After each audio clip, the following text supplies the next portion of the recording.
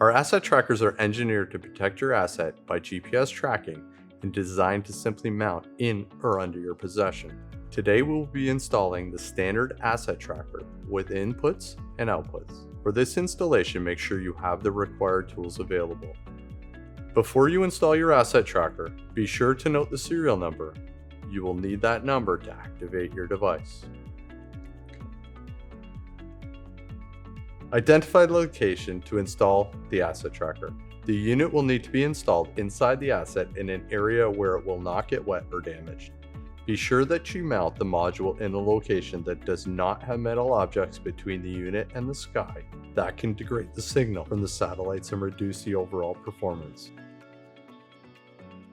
Connect the main power. Connect the red wire to 12-volt constant power or directly to the asset's battery. Connect the ignition wire. Connect the brown ignition wire to a power source that has power when the asset is turned on and running. If the asset you're installing in does not have an ignition source available, you can connect the brown ignition wire directly to the vehicle's battery. Connect to ground.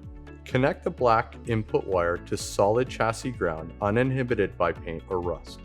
Do not use any floating grounds from the vehicle's electrical system. Always connect the ground wire directly to the asset's chassis and secure the connection with a factory bolt or aftermarket self-tapping screw.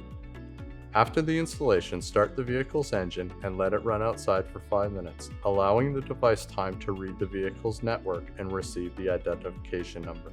Once you install the device, you can activate your products at activatemyecomaster.com. For any additional questions, please visit ecomasterfleetsolutions.com.